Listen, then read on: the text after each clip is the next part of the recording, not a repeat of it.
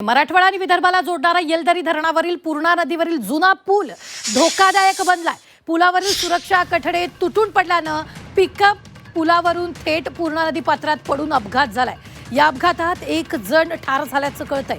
हिंगोली आणि परभणी जिल्ह्याच्या सीमेवर असलेल्या येलदरी धरणाच्या पूर्णा नदीवर जर्मन तंत्रज्ञानाच्या साहाय्यानं केबल स्टे पूल उभारण्याचं काम मागील अनेक वर्षापासून सुरू आहे। मात्र अद्याप हा पूल वाहतुकीसाठी सुरू न झाल्यानं जुन्याच पुलावरून वाहन चालकांना आपला जीव धोक्यात घालून प्रवास करावा लागतोय।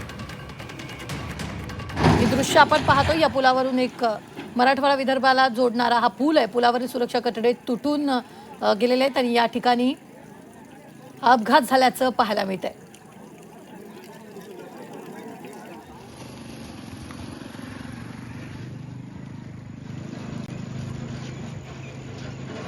पिकअप वाहन पुलावरून थेट नदीत पडल्याचं आपल्याला हे दृश्य पाहायला मिळतंय।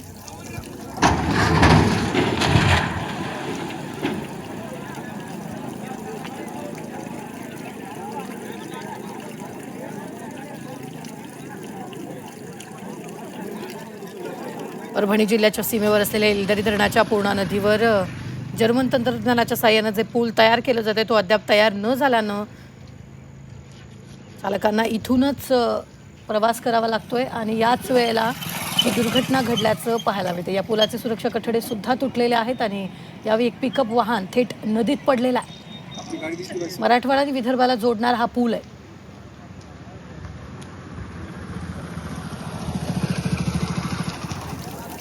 चालकांना आपला जीव धोक्यात घालून प्रवास करावा लागत असल्याचं सुद्धा पाहायला मिळतंय।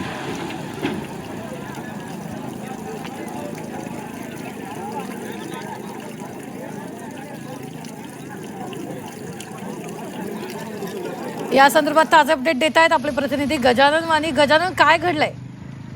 नक्कीच आपण बघितलं असेल की हा मराठवाडा आणि विदर्भात जोडणारा हा येलदरी धरणावरील पूल आहे। मागील अनेक दिवसापासून या पुलावरून जे आहे ते अपघात होत आहेत, कारण की या पुलाचं काम जे आहे ते नव्यानं करण्यात हा जुना पूल आहे, या ठिकाणी नव्यानं पुलाचं काम करण्यात आलेलं आहे। मात्र या ठिकाणी जे आता जे सेनगावकडून जे परभणीकडे जाणाऱ्या जे पूल आहे त्या पुलावरून एक पिकअप थेट पाण्यामध्ये पडलेला आहे आणि त्यामध्ये एका व्यक्तीचा मृत्यू झालेला आहे आणि जुना पूल धोकादायक बनल्यामुळे वाहन चालकांना या ठिकाणी आपला जीव धोक्यात घालून प्रवास करावा लागतो। निश्चित धन्यवाद गजानन ताजे अपडेट देण्यासाठी। आम्ही वेळोवेळी तुमच्याकडून या संदर्भातले ताजे अपडेट घेत राहणार आहोत।